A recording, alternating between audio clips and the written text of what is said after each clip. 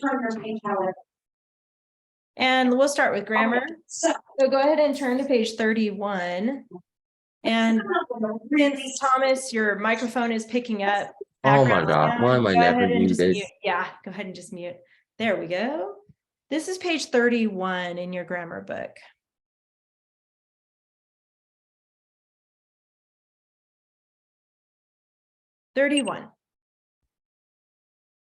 Okay, this is pretty cool. This is new to you. We are going to start identifying sentence openers. And this is all in this program only. You're not going to find this kind of stuff in a regular grammar book. But what I love about this book is that we will start identifying different ways to begin sentences, and they're called sentence openers. By the way, I think I mentioned earlier, my internet's being weird today. So if you miss something, if I freeze and you need me to repeat it, just please flag me down or raise your hand or something. Okay. So a sentence opener is just as it sounds. It's the opening part of the sentence. And when you're writing, to give it style, because this course that you're taking with me is called Structure and Style. And so you're learning how to give your writing more style. You guys are all really great writers already, but this is going to take it up a notch because you're going to learn how to change up your sentences and to add descriptive words like you've been doing with your dress up words. We'll talk more about that in a little bit. So it says sentence openers are descriptive words or phrases and clauses that are added to the beginning of the sentence. Using different sentence openers makes the writing more interesting. In this book, you will learn 5 types of sentence openers, 5 ways to open or begin a sentence. After you mark a sentence, determine if the sentence begins with an opener that you know. If it does, mark it. Do not mark questions or quoted sentences. The first sentence opener we're learning today is called subject opener, and it's a number 1. And when you label it, I'll show you what that's going to look like. A number 1 subject opener is a sentence that begins with the subject of the sentence. Sometimes an article or adjective will come before the subject, but the sentence is still a number 1 subject opener. So when you mark these in this book from now on, you're going to write a 1 with a circle around it above the first word of the sentence that starts with a subject opener. So here you have the example, Robin spotted a deer in the field. Robin is the subject. The verb is spotted. So since Robin, the subject, comes first in the sentence, this is a subject opener.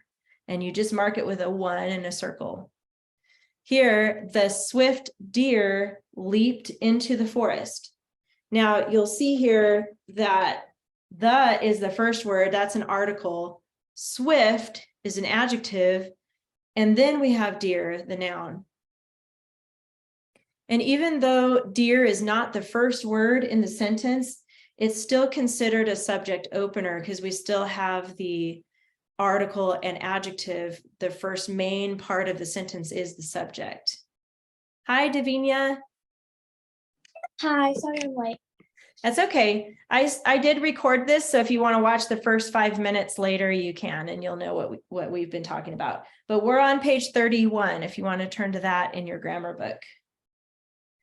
The second opener, sentence opener, is called prepositional opener. And that's marked with a number 2. A number 2 prepositional opener is a sentence that begins with a prepositional phrase. The first word in the sentence must be a preposition. So you're going to mark it with a 2 with a circle around it above the first word of the sentence that starts with a prepositional phrase. Here's 3 examples. Along the road, Robin walked quickly. So along is a preposition. The prepositional phrase is along the road. So we would mark that with a number 2, which stands for the prepositional phrase. Along the narrow and winding road, Robin walked quickly. So again, we're starting with that preposition along, and the phrase is here. And so you're going to mark it with a 2 with a circle. That stands for prepositional opener. And then here, along the narrow and winding road toward Nottingham, Robin walked quickly. So even though we've got two prepositional phrases here back to back, you're still marking it with the prepositional phrase opener, number 2, along the narrow and winding road. There are a couple of comma rules that go with these openers. It's used normally to separate items in a sentence. If a prepositional phrase has 5 words or more, follow it with a comma. If 2 or more prepositional phrases open a sentence, follow the last phrase with a comma. So here's your example here. This one just has 3 words, along the road. There's only 3 words in that prepositional phrase, so no comma is needed. This one has 1, 2, 3, 4, 5, 6 words. That prepositional phrase is longer. It requires a comma after it. This one has 2 prepositional phrases in a row, like we talked about. So if that happens, you put a comma after the second one. So these are the comma rules. So what I want you to do, I recommend if you have one with you, a Post-it note. If you have this little pack of Post-its, they could be big or small. I have this size too. But if you don't have one of these, you can do this later after class. But I like to, you've probably noticed my book has a lot of these because it helps me.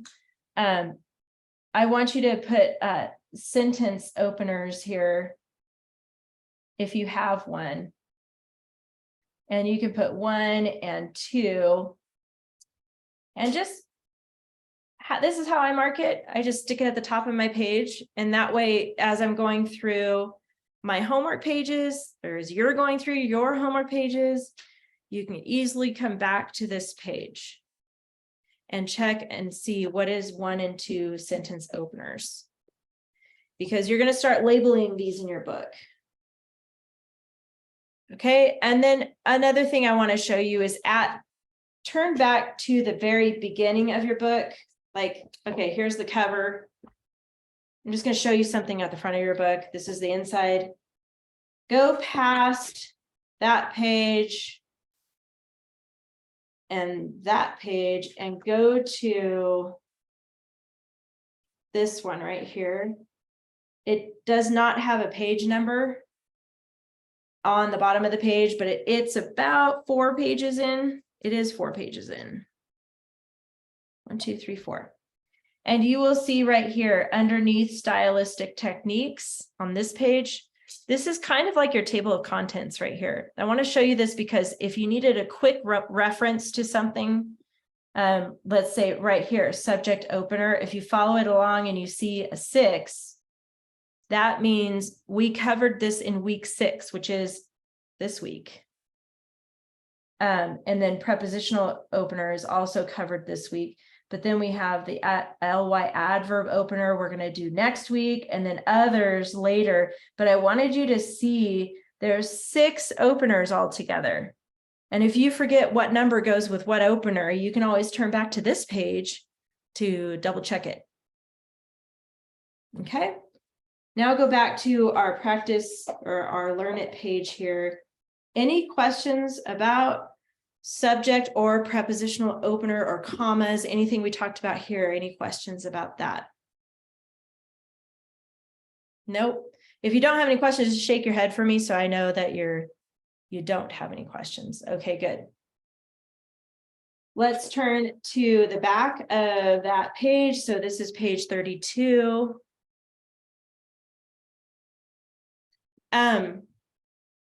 Adverbs, we already know, and we're going to talk a little bit more about those today. Adverbs. Usually adverbs end with ly, and they add to the verb. And that's handy that they called it adverb for us.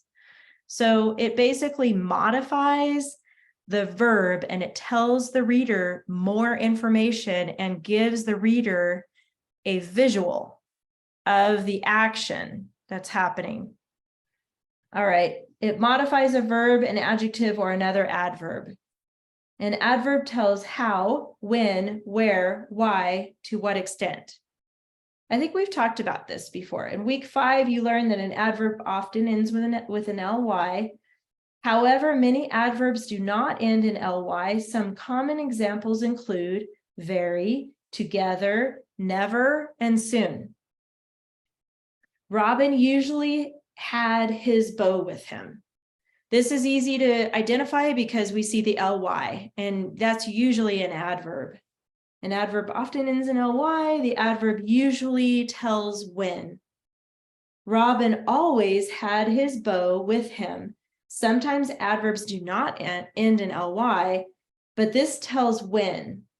When did he have his bow with him? Always. That word is an adverb. And then here, Robin did not have his bow with him. The words yes, no, not, to function as adverbs. They also function as adverbs. So when you see them, label them as adverbs. So here, the word not is the adverb. Robin did not have his bow with him. Write ADV above each adverb. So here is your biggest example. Robin was very confident as he carefully aimed at the deer. Carefully is easy. That has an ly. That's the adverb. Here tells to what extent. So the verb is confident, and you can ask yourself, to what extent? This one is very. Could be halfway confident, could be not confident, could be kind of confident, totally confident. And here the word is very confident. That's telling to what extent. So that becomes the adverb. Any questions about adverbs? Shake your head if you don't. So I know. Okay, thank you. All right. Let's do the practice one together, page 33. Do I have any cheerful or maybe not so cheerful volunteers to read our sentence today? If you do, if you feel like reading it, go ahead and raise your hand. Nobody feels like reading today. You guys are a quiet group. I think we're still getting to know each other because I want you to feel comfortable, talking and sharing stuff, but it's okay. We're still kind of new. All right, so I'll go ahead and read it today again, but eventually I'm going to start calling on you to read it so we can be more involved, okay? So, in anger, the forester impulsively sprang to his feet, grabbed his bow, and shot an arrow at Robin. Okay, we're getting into some drama here. Impulsively. Can anyone explain what impulsively means? What does impulsively mean? If you're impulsive. Silas? Quick to act without much thought. Good, nice. I like how you explained that. Quick to act without much thought. It's kind of like, have you heard the term knee-jerk reaction? That's another way to put it. Like you just kind of react to something. Like if you're watching a baseball game, let's say that, and you see that there's a fly ball or a foul ball, and it's heading to you really fast, your instinct is just kind of like protect yourself, right? That's an impulse. It's an instinct or reaction. Good. All right. Articles, go ahead and write these in like you've been doing. A, an, the, not and, but an. And then go ahead and find those. There's only 2 in here. Mark it with AR. Do not mark and, that's something different. All right. Conjunction. Conjunction, very good. 6 nouns. Let's start with Joey. Help us find some of the nouns. See if you can find them all.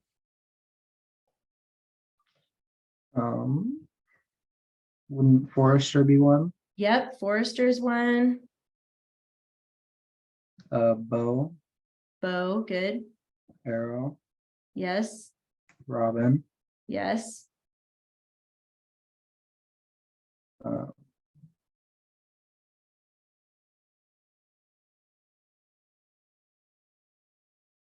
Two more, actually.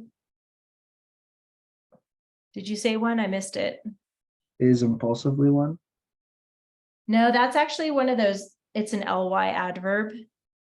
Anybody else see one? You can help out, Joey. There's two more actually.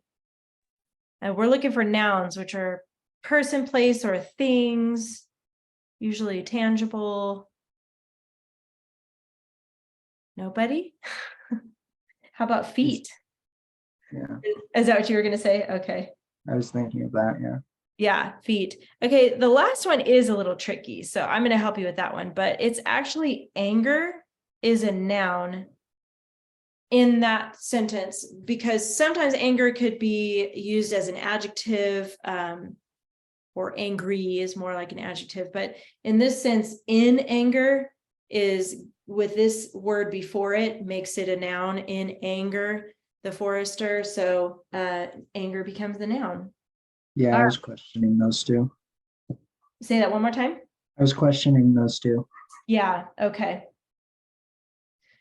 Okay, and now on to adjectives. So Thomas, these are adjectives describe a little more of a Alright. Anger, anger is the noun, so that's not the adjective. impulsively. That's not an adjective either. That has ly, and that's the That is look at this noun here, feet. And if you ask yourself whose feet, his yes, feet. that's the adjective. And then if you look at both, His. yes. So those are both pronouns, by the way. Oh, In this, the way it's used as an adjective. It can't be labeled a pronoun and an adjective at the same time.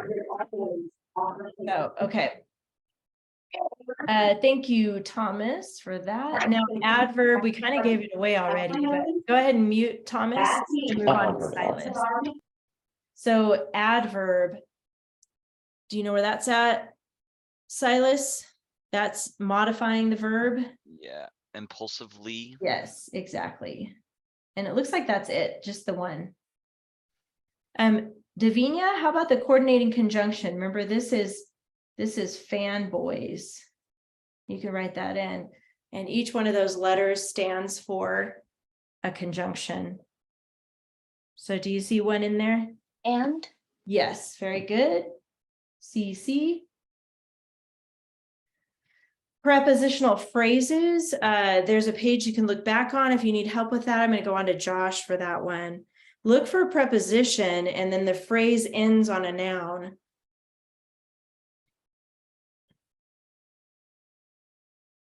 If you need help, you can look back.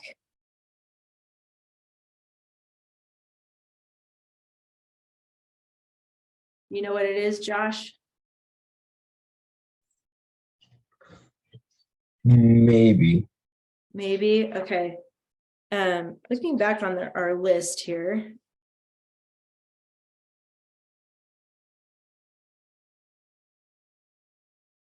What page is that? I was looking for it myself. Actually, the best place to find it is at the back of your book. Go to the very, very last page. It's 198. That's the best place to go. It's easy to find. And you could put a little post-it there. On page 198 at the very back is a list of prepositions. So those are the types of words you're going to look for. A lot of times it's a small 2-letter word. In this sentence, it is a couple two different 2-letter words. One of them sprang too. Not sprang, but to. So it would be to his feet. So to is a preposition. You're right about that. And then it starts with the preposition and stops on the first noun. So that's how you identify it. So to is a preposition, to his feet is the prepositional phrase. Do you see another one in there?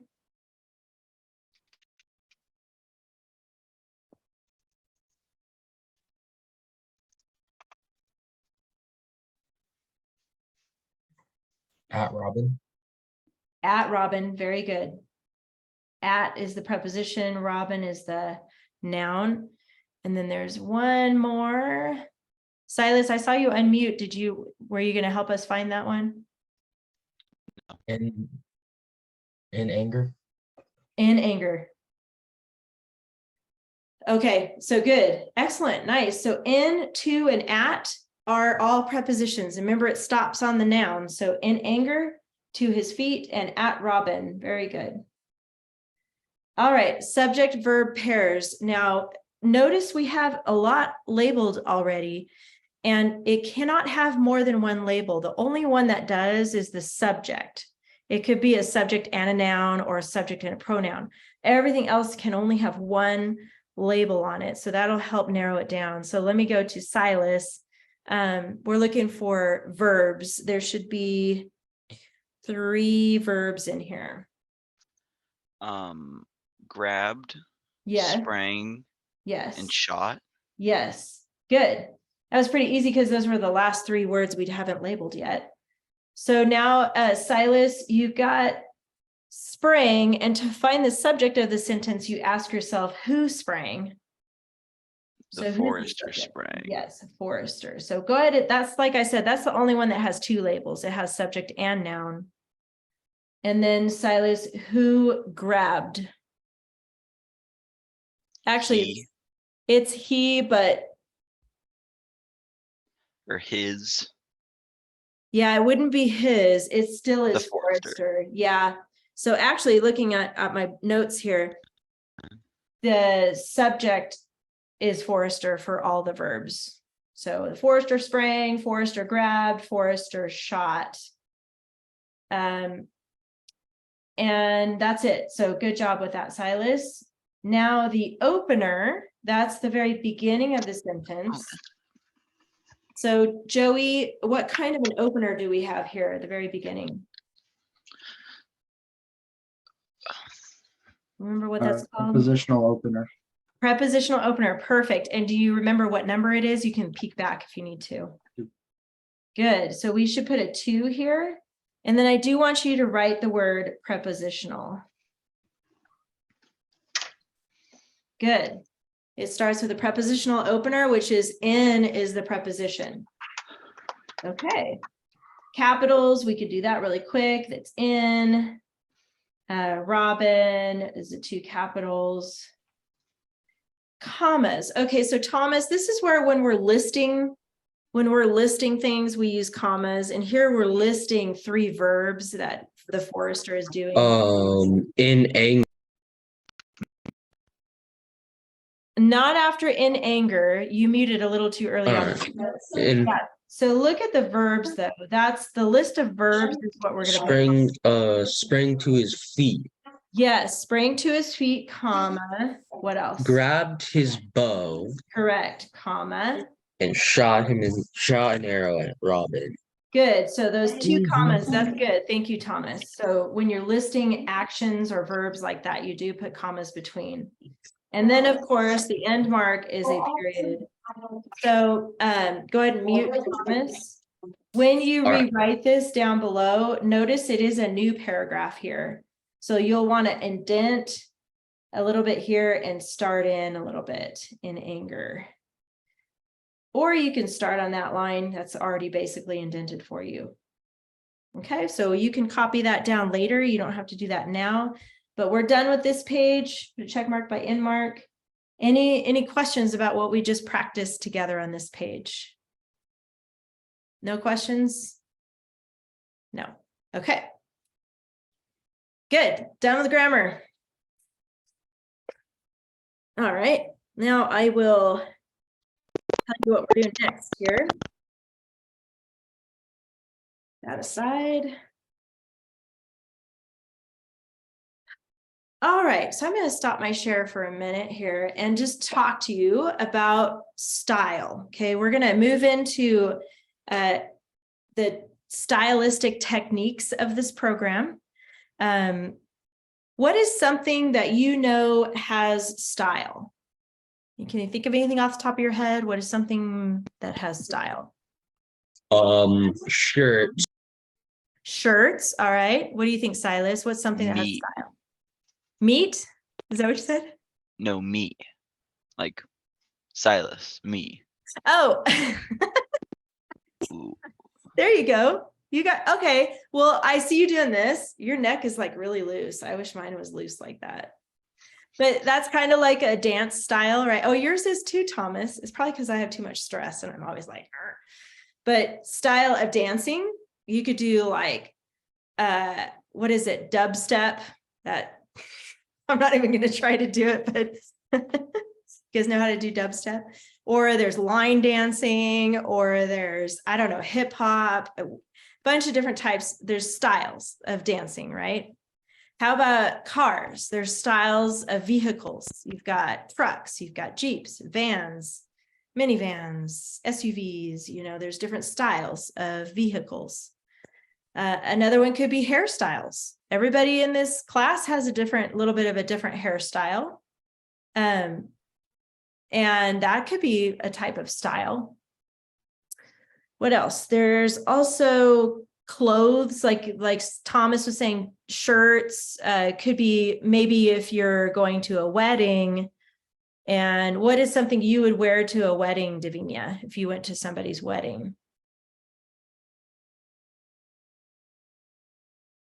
Would you wear shorts and a t-shirt to a wedding? No, you should wear. Well, let me hear Davinia. Oh, Hold on. Something like nice. But Something like nice, maybe nice pants and a nice blouse or a dress, maybe if you wear dresses. What about I'm like wearing a dress. Joey? What would you wear I- to the beach?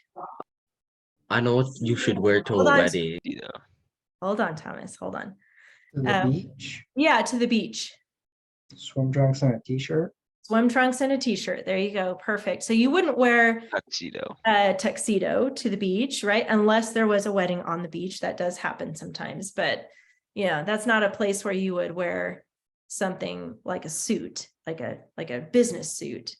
So you get the idea. Okay. There's different situations for different clothing and even different vehicles. Like you would probably use a limo if you're going to the prom or some kind of a fancy occasion. How would you buy or rent a limo? Because it's fun and it's special, and that's what people And do also for, for special occasions, but you wouldn't want to just, Yeah. rent a Nice. limo to go to McDonald's, right? I mean, Yeah. Could I say what I would what? Could I say what you should wear to a wedding? sure. A white dress Well, or a you're the suit. bride. Wearing a dress. I'm not wearing a You're not dress. the bride. Yeah. A white dress or a suit. Yeah, it's a faux pas if you wear a white dress and you're not the bride. I don't know if you know that rule, but if you are the bride, a white dress is very appropriate. So, but yeah, if you're going as a guest, you might wear a dress if you're a girl, wanting to dress up. So, okay, so there's some examples. Now, if it's true for writing, there's different styles of writing. Like if you're going to write a note to your mom, let's say your mom is on a really long phone call with somebody important and you don't want to interrupt her, but you have to ask her, can I please have some, I don't know what, cookies, candy? Can I please I don't know if your parents want you to ask that question, but say you're wanting to ask a burning question. Can I have a piece of candy? And your mom is on the phone. Maybe you'll write a little note. Have you ever done that before? Like, can I have a piece of candy? Yes or no? And then you pass them the pencil. I see you guys nodding, and they I have just the pencil. You just wait. I wait until she's Yeah. done with the phone call and ask. Yeah, but if it's a long one, you might be waiting like an hour. You never know. So you could pass a note. But if you are writing to, let's say, the president of the United States, you have a question or you have something to say to the president, you would use more eloquent language, you would use a bigger vocabulary, and you would make sure you wouldn't say, dude, what's happening, man? Yeah. Can you I would change this law? probably I would probably do that. He would not, nobody in his office, they would go right to the shredder if you did that. They wouldn't want to read that, right? Because it's not professional, it's not, formal. You want to address somebody important that's in a formal way. Wait, the Regardless of how president you is feel about the important. president. Wait, the president is important. Okay. Regardless of how you feel about the president, I'm just saying his status, his position. is important. Okay. All right. The title of president is important. Moving on, Thomas, being sarcastic today. So in our writing, we're gonna talk about some dress ups for our writing to give our writing more style. So in your binder, I want you to find this page 21. I'm pretty sure we took it out last week, so it should be at the front of your binder with the other things that we were working on. It's a yellow page and it's page 21. Give me a thumbs up when you have that in front of you. Good. Should be at the very front because I think we got it out of our binders earlier last week. Got it? Okay, good. Thank you. So you can see at the top stylistic techniques and you see the word dress ups and notice there's 6 spots there. That's because there's 6 different types of dress ups that you can add to your writing to give it more style. The first one is ly adverb. So go ahead and write that in next to number 1. We talked a little bit about that in our grammar part of the class, and basically an ly adverb modifies the verb, and that means it gives it more description and it gives the reader more of a visual. Try to ignore my dogs in the background. I think we have plumbing problems right now. And I think the plumber is here. So I apologize. They're going to be loud. Anyway, hopefully they'll stop in a second. So ly adverb, we're going to talk more about that.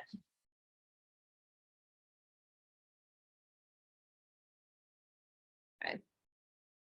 Go ahead and get a clean piece of lined paper out now.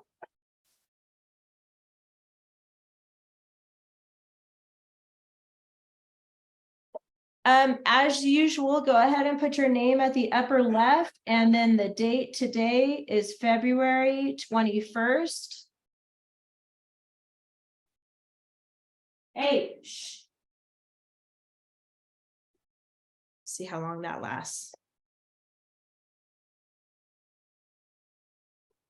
Skip a line in the middle. We're just going to call this ly ad, oops, if I can spell it. Adverbs. ly adverbs, and you can go ahead and underline that.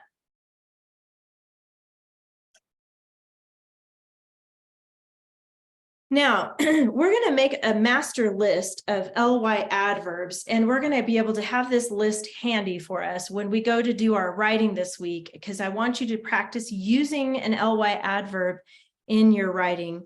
So if I think of the word or the verb eat, okay, and I say, I eat blank.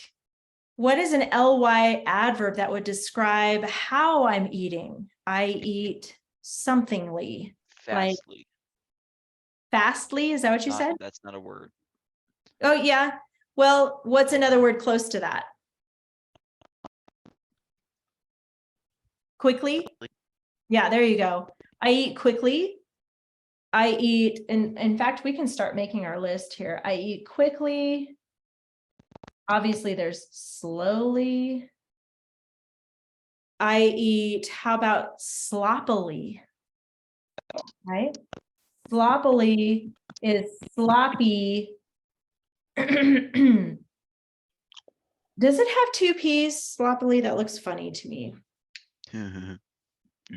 I told you, spelling is not my strong subject. Same, spelling is like my least strong one. You could give me like a word that you should, and I would somehow spell it wrong. That's how I feel too. I struggle with spelling, but I think I might have told you my story. But anyway, I made it through college and I got my credential and everything. I even got my master's degree. So if you struggle with spelling, don't let that stop you. You can still go and get your degree or certified, whatever you need to do. Okay, so sloppily, that's correct. I checked it. Thank goodness for spell check on our phones, right? And on the computer. It could be, I eat carefully. Any- Okay, for whatever reason, Silas, you're choppy. I can't really hear you. Can you maybe write it in the chat? Do you check your Halloween candy for like the razor blades and everything? And also I was choppy because of Oh, you were mutant doing that on unmute. purpose? Oh. Yeah. So what does checking the Halloween candy for razor blades have to do with ly adverbs? I'm just curious. Carefully. Ah, okay. Carefully. Yes. In that sentence, yes, you would use the word carefully. How about Davinia? Can you think of another way that you would maybe eat? An ly adverb to explain how you would eat something? Happily. Yeah, there you go. Happily. Especially if it's like a donut or a birthday cake or something like that. Of course, happily. It could be- Sadly. Okay, sadly, that'll work. Confusedly. Confusedly. What other? Angrily. Shamefully.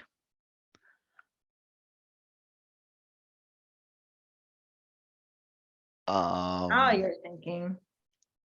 What other emotions are there? How about neatly? You could eat neatly. Now let's think for a second. This will help trigger some thoughts. How about how you study?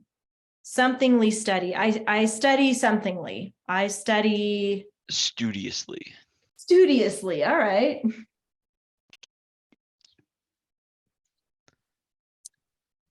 How about thoroughly?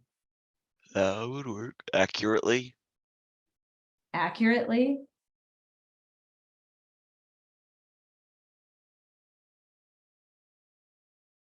I like that.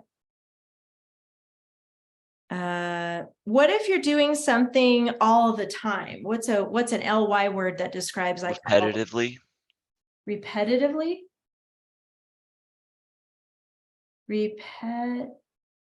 Shoot, how do you spell repetitively? R-E-P. I know I got that part. Is it E-T? Repetitively. You guys don't know? Repetitively. Oh. R-E-P-E-T. I-T. I-V-E-L-Y. It has the base word repeat in it. Repetitively just means over and over again. That's a good one. How about constantly? Or regularly? That's an E, by the way. Regularly. Okay. There are some words in our language that ended with ly that are not adverbs. For instance, butterfly, right? That is actually a noun, obviously, and it ends with ly, but it is not an adverb. So when you think of even the word ugly, ugly is actually an adjective. It's describing how something looks. So it ends with ly, but you have to be careful because not all ly words are adverbs.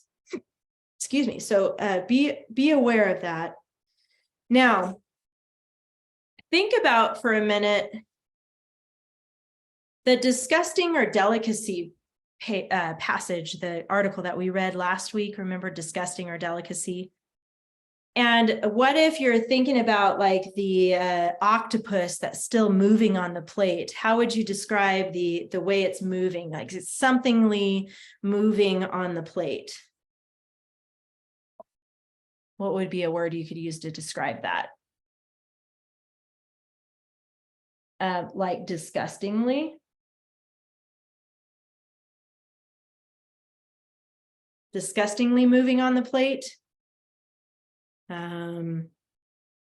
Grossly.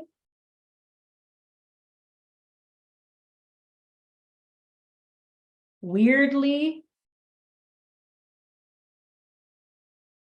Oddly, strangely. Amorphously. Morphously. Amorphously. What does that mean? Amorphously?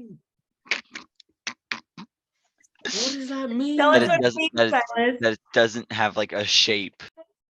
That sticks. Amorphously? Yeah. Okay. Or it doesn't stick to one shape, it's constantly changing its shape. Amorphously. Amorphously. Having no definite form, shapeless. All right, well, it is a word. Let's put it. That's the word of the day. Now you can look around for things that you can call it amorphously. Ously. Okay. I have ran out of space on my paper. All right, I'm going to stop there. So that's a good place to stop. But this is a master list, and you can use the back of the page as you're reading things, as you're even just coming across stuff to read, and you come across an ly adverb, you can add it to your list. Obviously, this is not all of them. There would not be enough room on our pages to list every ly adverb. So just know that you can, this is evolving. You can keep adding to this list, and you're going to now start using this in your writing. So let's look at the checklist really quick. On page, should be at the front of your binder again with this other stuff. Right here. This is page 25. This is new to you, and I want you to know that from now on, you're going to have one of these checklists every time you do writing when you get to the point of writing your paragraphs, okay? So obviously it says up here, composition checklist, week 2, disgusting or delicacy. Here's a spot for your name. Go ahead and write your name in here. This is page 25 from your binder. It should be at the very front because I think we took it out last week. You have yours, Joey? Okay. It says under structure, and look how it has structure and style and then mechanics down here. So structure and style is a big part of this course that you're taking with me, this class.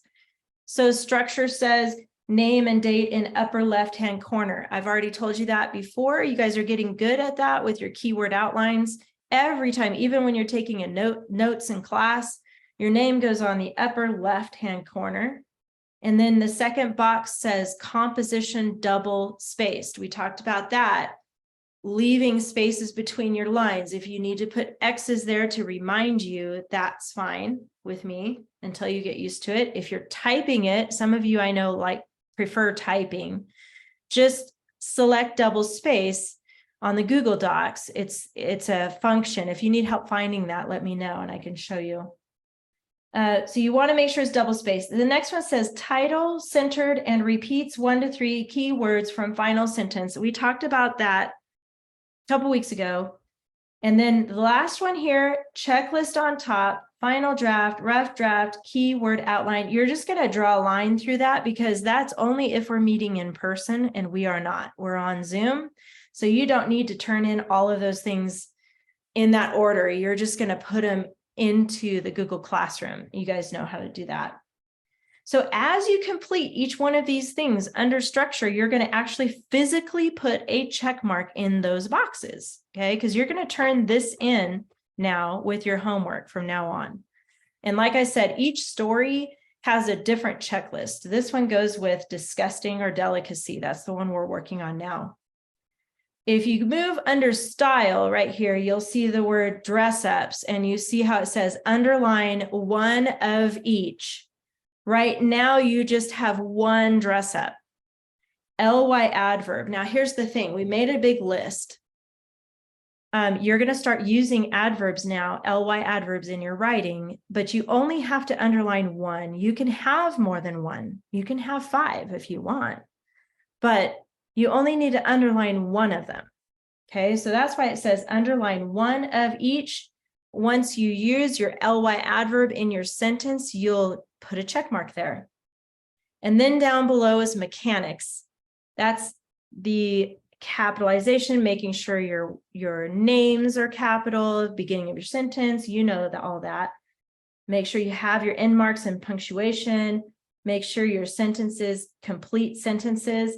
Does it make sense? I highly recommend, I want you to start getting into the habit every time before you turn in your homework, when you write a paragraph, read your paragraph out loud to yourself, to your dog, to your little brother, sister, somebody. Because when you're reading it out loud and you hear it, you can even read it to the mirror if you want, or to the wall. I mean, I don't care, just out loud. And you can tell if you're missing something in your sentences. If it doesn't make sense, you'll go, I forgot of, or I forgot the, I need to fix that. So make sure you read it with your voice before you turn it in. So that's how you tell if your sentences are complete. You can hear that. And then your spelling, this is not a spelling class, but I do want you to really work at your spelling. And maybe your home teacher at home has you doing another spelling type curriculum or something, and that's fine. But just try to check your spelling. And it's nice if you type it, because it'll give you a little red line if it's misspelled. It'll give you, I think it's green or blue if it's grammar wise not correct. So watch for those little lines under your words to have you check those things. Okay. And the way to do it would be to right click on the word, and that'll give you some advice on there. Okay, so you're going to use this list. Now, remember last week, we started this keyword outline, and you did this for homework. So go ahead and get out yours for homework real quick that you have. Yours should be complete because that was your homework to finish that outline. And what I'm going to do is just remind you how to get started on the actual paragraph. So instead of reciting it now, we're done with that. This was the last one you were going to do with that. You're going to actually now take these words and put them into sentences. So I want you to have this keyword outline and get out a new piece of lined paper. And go ahead and label your paper again, a new one. Today is February 21st.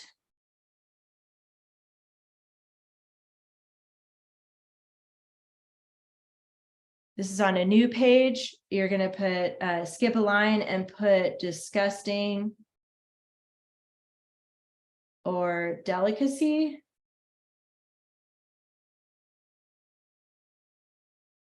And then I want you to skip a line and just leave a blank spot here, because you will come up with your own title after you're done writing this paragraph. You're just going to write one paragraph, and you're going to write your paragraph using your keyword outline. Okay, so we're going to leave a spot for a title, and then you're going to skip a line, and this is where you start writing. So if I'm looking at my Roman numeral 1 here, I see common, chicken, beef. Common, chicken, beef. Can anybody think of a good beginning sentence for a paragraph introducing this topic? What could we say as our first sentence using common, chicken, and beef? Some of the most common foods is chicken. Okay. Some of the most common, remember to skip a line, food is chicken and beef.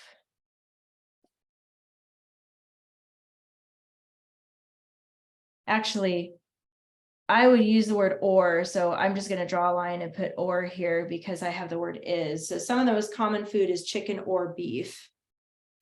I accidentally put and, but remember, I don't want you to erase anymore. We talked about that a couple weeks ago. If you make a mistake like I just did, one line through it, put the correct word that you want above it.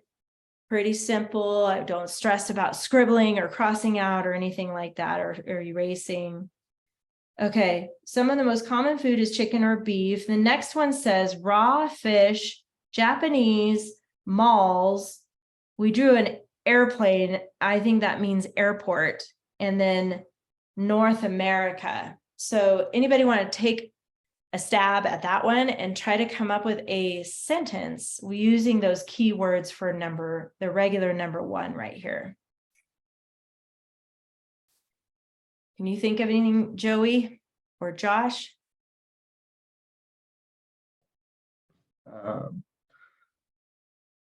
Raw fish is sometimes sold in Japanese malls and or airports in North America. Good. Oh, you said sometimes sold, huh? Sold is fine. Yeah, I guess we could. I like sometimes though. I'm gonna squeeze it in. Sometimes sold. I'm just modeling too how to squeeze in a word there. Sold in Japanese malls. Japanese malls and or North American airports.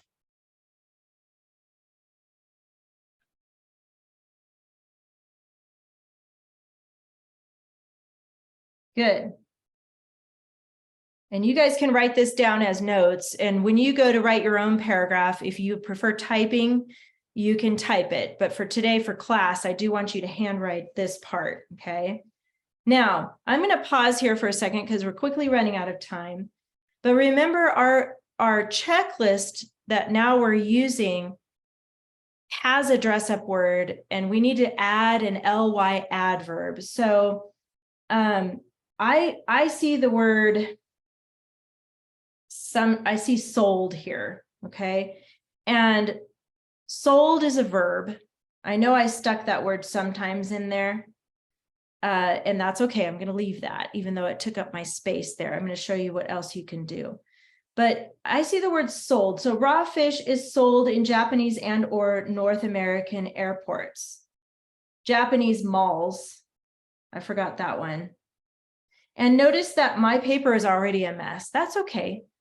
You know, this is part of writing class. I don't expect a super clean, perfect page if you're handwriting it. If you're typing it, it's a little cleaner. But if you're handwriting it, this is okay to make these marks in here. What is an ly adverb that we can put before the word sold? Something, so we can say raw fish is sometimes somethingly sold in Japanese malls and or North American airports. What's an ly adverb we can put there? Anybody have any ideas? Somethingly sold. Commonly. Normally, is that what you said? Normally or commonly. Normally or commonly. I probably wouldn't choose commonly because we used common already. What about like strangely though? Because raw fish to me is kind of a strange. I mean, not anymore because we have sushi, right? We have sushi I think restaurants. the original was like raw fish Japanese style is sold in malls and airports across North America. I think that's what the original sentence was saying. Okay. Like Japanese style. But I think I'm going to go back to Joey. Was it Joey that said that normally? Or was that Josh? It was Josh. Okay. So what I'm going to do is stick normally in here, and I don't have a lot of room. So what I'm going to do is draw a little arrow over here to the margin. And I'm going to put normally. So now it says raw fish is sometimes normally. Now it sounds weird with sometimes, right? We probably should take off sometimes. So raw fish is normally sold in Japanese malls and or North America. Now that I stuck normally in here, I'm going to underline it because my checklist says that's what I need to do. Silas, do you mind muting, please? So on your checklist, let me just show that to you again. You only need to underline one ly adverb. You can have more than that as you go, as you're writing your paragraph. If you find other places you want to add ly adverbs, you can. But here you've already got one. And we took off sometimes. We changed our mind on that. That's fine. Raw fish is normally sold in Japanese malls and or North American airports. Hello, my brain. I think I need some food. Anyway, but not raw fish. I'll pass on that. Any questions about this, what we're working on here? So basically your homework is going to be your typical grammar pages. You have 3 grammar pages to complete. Those pages are 34 through 36. And then you're going to write your paragraph. You already have this done because this was homework that was due this week. Now for next week, you're going to use your checklist and write out your paragraph. You're going to make sure to include ly adverbs and underline 1. You only need to include 1, but if you want to add more, you can, but only underline 1. And then part of your checklist also says to make a new title. You're going to make a title. So that's why I had you leave a blank here. So you can, the title rule is 1 to 3 words, keywords from your last sentence. Make sure to use that in your title. Okay, that's what you're going to work on. Any questions about your homework? No questions? You guys are good? All righty, that's it for today then. You guys have a great day. I'll see you next week.